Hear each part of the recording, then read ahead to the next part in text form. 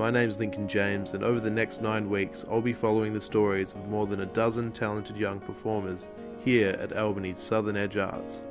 This semester the group has decided to put on the stage play In Our Town, a controversial play written by Jack Davis, which explores the story of David, a returned Indigenous war veteran, battling racism in regional Australia. Despite Ethan, one of the group's key performers, having to retire early due to illness, the cast marches on through their first reading with guidance from SEA drama tutor Rachel Colmer, before practicing their interrogation skills under the limelight. During the course of the next couple of months, we'll be exploring not just the characters in the play, but the narrative of racial divide and impressions the story leaves on the cast of young adults here at Southern Edge Arts. At the start of each rehearsal, Rachel puts the cast through their paces with a warm-up session, which includes physical warm-ups, breathing exercises, vocal warm-ups, and adaptive body language techniques. Tell me all about it. If I hadn't have seen it, I wouldn't have believed it. We are gathered here on the dawn of this day. Recruiting cast members to help film and record behind the scenes enables me the time to sit down and discuss the play's progress with some of the young performers. I think it's going good, even though I haven't got to do any rehearsals yet. But I think from what I'm seeing when we go out there, I think it's going good. Yeah, I think people are really improving. Rachel's really pushing it with people and getting them to, push themselves and get really what she envisioned. We have had to sort of edit the language because it's very, racist language in the play. At that time in Australia, that language was, acceptable among the white population because it was really like, apartheid. When you think about it, there was the blacks and the whites. So, and there was no intermingling with each other. I think the cast has probably found that really quite difficult to learn about. And I think, like the language and relationships in this play have really kind of, made them sit up and take notice about what really happened. I know that with rehearsals, Rachel goes through the lines and she's like, oh, do you know what this means? Because there's like some hidden racial slurs that when I first read it, I completely passed over because I had like no idea what they were. I thought it was just some random comment, but it was actually like a racial slur, and I was like, whoa. I think it brings to light a lot of issues that are still relevant today, if I'm being honest. Like racial profiling with police and stuff like that. The scenes are not intricate, but funny to play out in your head, that sort of thing. It's kind of fun to do some of the characters because they're very different. It doesn't have all the history, but it's just that moment in time, right after the Second World War, the world was only just, beginning to heal. So, and then to face all of this in coming back to Australia, I think has really kind of, been a bit tough on, a few people in class. It's the raw emotion, I think. After 5 weeks of hard practice, the cast are given a short break from rehearsals when they receive an unexpected visit from Aboriginal elders Aidan Eads and Eliza Woods.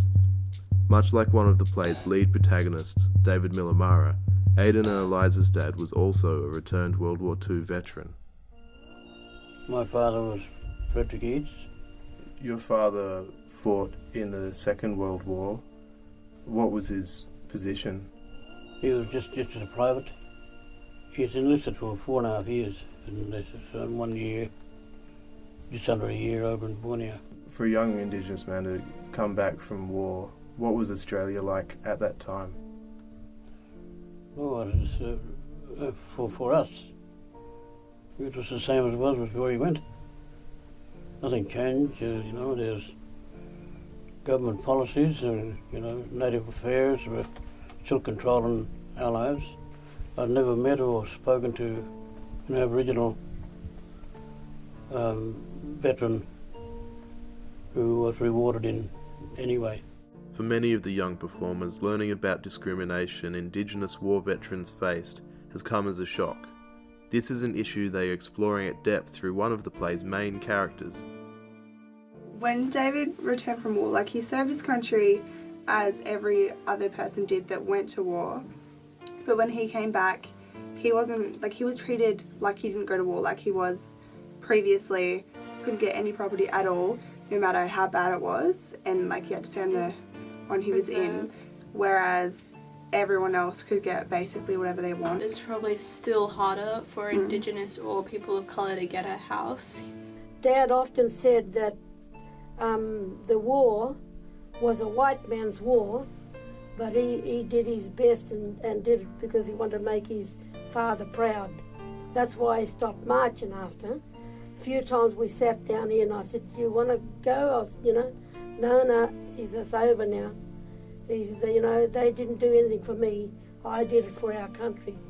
Despite all the hardship in the separation from his family, when he came back, he just came back to the mission where Hayden and Mum and the other family were, I guess it was a sense of pride, what he's brought to our family and all the other Noongas too, some were prisoners of war, some didn't come back. Like, this is part of our history, and it's part of the people that put their life on the line too for our freedom, not only for Noongas, for everybody.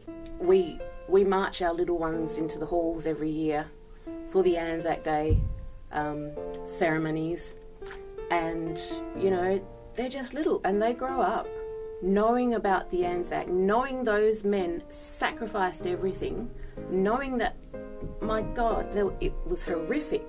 Why can't we start educating our kids how horrific it was when, the European invasion came along, we were massacred.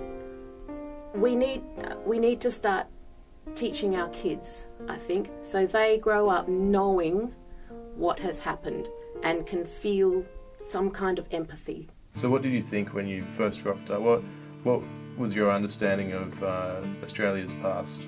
Not much. I didn't really know that much because I've never been taught this at school.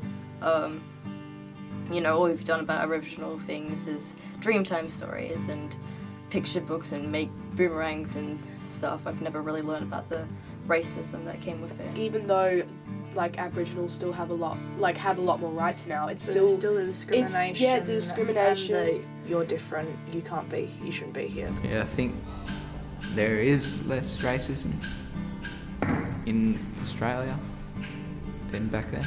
How they can go to a shop and ask for what they want and they'll get it nowadays. I'm going to ask you once more. Orlando, 2 bottles. Soft drink, yeah. No. Do you think that your generation's a bit more accepting of the difference? Yeah, I think so. I think now it's quite cool to be different. The more we get to know other people around the world, we understand that it's we're all the same, and it's just And in schools, there's less division between white kids and people of different colour, and I think that you can be still quite divided because it matters on what your parents think. Yeah. So if your parents were mean to people of colour or believe that it should be a white Australia still, then that's what you're going to believe. Yeah, you believe that's. So does that mean way that because you're more involved in social media, you're more connected with people, it kind of takes away what you're learning from that? Yeah, it's breaking the barrier of just a home life. Yeah, exploring other beliefs and other things that are out there, instead of having to be contained in what just your environment is. Things are gradually going because the young people, they don't know. It's the older ones you've got to change their minds, because these young people, they're interested in our story, where when we as kids, they wasn't interested in those stories because we were just downcast. We were nothing. We were black fellas. As rehearsals enter their last few weeks, the Southern Edge Arts team organise a special one-on-one session with the play's original director, Phil Thompson. It's about the resilience of Vanilla people, about the difficulties being a black fellow in this country over the generations since colonialism began here. And so set in this little town of Northern that was incredibly racist, as so many towns in this country are, or were, particularly back in those days. And so it's actually the idea of having a black hero in the play, a good-looking, strong Australian hero who would have been lauded by that community and would have been, you know, a very strong and important man in that community for the rest of his life, except for one factor: he was black. You know, messages between interracial relationships and the relationship with Indigenous people. Yeah. Black and white relationships are right to have, and there's no problem with it. At the end of the play, they make the decision, Sue and David do, to return to the town and confront people who have been bigoted and held prejudice against them. What do you think about that decision? What's the message in that?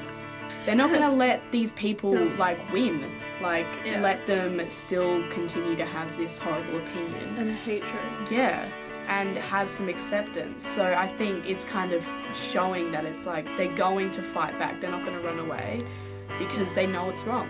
Becoming a bit more futuristic and making a better future from what you see from this. Yeah, they're trying to make a change. It took a strong woman to actually make that decision. Let's do it. We'll just go back and won't worry about what anybody says. We might be ostracised or, you know, we'll just do our thing. If David had run away, then things wouldn't have changed, and they might not have been able to stop racism, but they could make a difference. It's amazing that at the end of the play, when David decides to come back, to go back to Northern with his girlfriend and face the problems and stand up for black fellas, and to be this beacon of hope, a white fella and a black fella, white woman, black man, who are going to come back as a married couple and live in that town and fight this injustice and the racism. It's a very powerful statement. It's a braver act of him to go back there than it was actually to go to war, because he's going back to an endless war. With the set now in place, the group are about to embark on their final week of rehearsals. It's been a challenging term for many, with some cast members having to retire early due to other commitments, others switching roles, and new recruits stepping up to the plate. How are you feeling about the play? I'm really excited and a little bit nervous, but really looking forward to it. Stressed. Confident that we can pull it off, but at the same time I feel currently quite unprepared. I feel like it's going to go well. Set looks good, people are learning their lines, that sort of thing. People seem to be getting their stuff together. It's going better than I expected it to go. Are you nervous? Yeah, a little bit. It's kind of just always going to be nerve-wracking putting on a big play. I'm feeling a bit nervous because of how it's about racism and it's kind of very strong in the language and stuff. We've had to change a fair bit of it because of those words you can't really say anymore. So you find it a little confronting? Yeah. Excited. It's good that we've gotten this far because last 2 weeks ago half the kids didn't know their lines. I think we're going to do well. I'm confident in my part. Do you know who I am? Yeah. By sight, yeah? Should be okay. I am genuinely looking forward to the experience. So my mum has been awesome with helping me learn my lines, and I've been learning them in my own time and with my mum, and then coming to Southern Age Arts. Just saying them out loud whenever I have the time to read them. Making sure I got everything, even if it's last minute. Whenever I get a chance to, getting fellow cast members to meet up and practice our script. Yeah, very cool warm-ups. Sort of thinking about the character and how he sees things and stuff like that. And I guess talking about the play with the other actors. Trying to learn lines at home, trying to get into my character more every day. Pre-rehearsal sort of warm-ups, and Jovian's the only person that I have a scene with. Ran it a few times, so yeah, we're doing that while we're not rehearsing on the stage. What's been the biggest challenge for you in taking on your character? The biggest challenge is probably the amount of sternness I just don't know which times he's joking in the script. I see him as a happy person, but I mostly see him internalize that happiness. The amount of anger he has, I mean, I'm happy all the time, which is pretty easy, but being angry on command is a bit difficult for me. As soon as I notice I get it right, I instantly light up with a smile because that's what I'm prone to do. Trying to fall in love on stage is something I've never done before, and it's something I've never done in real life. So to try to act that is different. Getting into his mindset. Put the bag down. Give it to me. I mean, he's racist, which, I mean, I've actually played racist characters before. I'll catch you even if it takes me 20 years. But also, you know, he's a policeman, something that I have very little experience with, being a 16-year-old girl. Probably maintaining character, because I've done a couple of plays and I can maintain character, but also at the same time, like, me and the character are both similar but also different, so I'll start acting like the character but then start acting like myself, so that's a bit difficult. His name's Miller Mara, but Records wrote it down, it's Miller. Learning lines is one of the biggest challenges, but also because of not the world that they live in, but the time that they live in is very different to the time set of ours. Mom, Dad, Mrs. Rose, next to me the whole town against him. You know what he told me when the door was shut? Sue, calm down. Sit down, shut your bloody mouth and listen.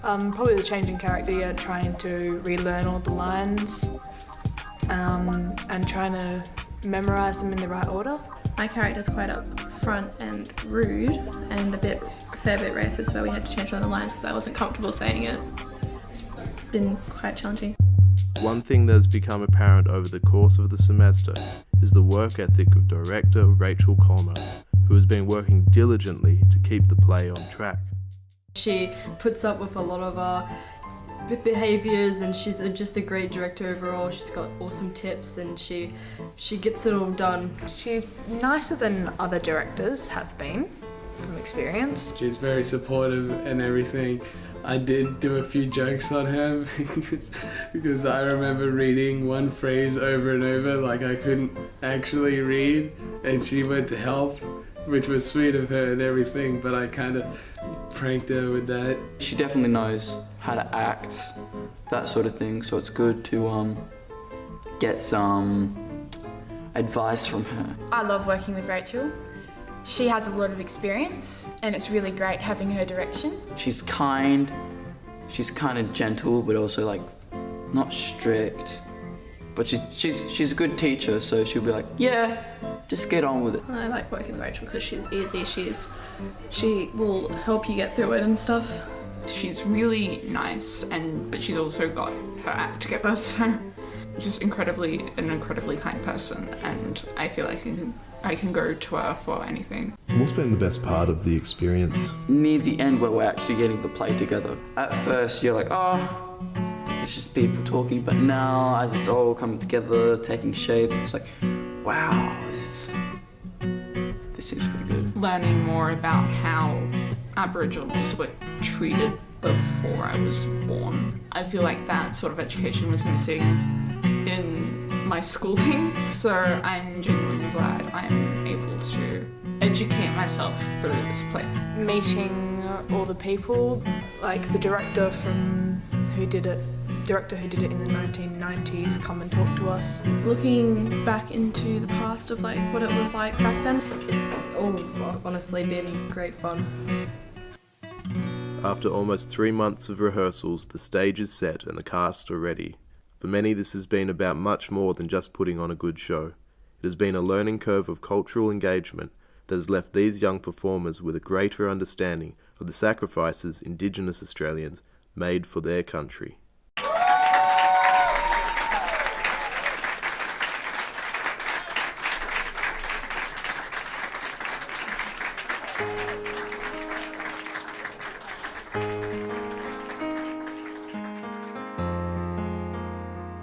What are the main things you think you've learnt from this experience? How to not succumb to peer pressure and how to work as part of a team. If I don't want difficulties later on, get my lines learnt and done at the start. Do you think it's a good thing that the play focuses so much on racism?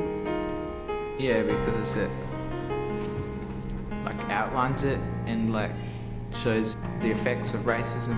I've been with Southern Edge Arts for about 9 years now, and it's such an amazing experience, and all the things I've learnt here, it just is going to impact the rest of my life. It's amazing. It's good because you get to work with so many other people, you get to meet other people. It helps you get over that stage fright, because if you have to talk to in front of large groups of people in the future, you've already got some of that experience that you can draw on. Being through this experience has probably definitely made me recommend Southern Edge Arts.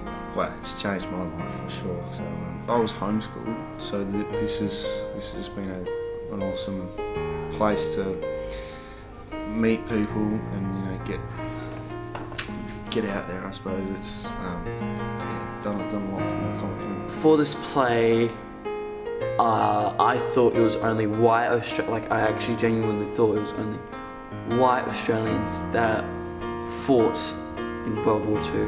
What would you like to see change?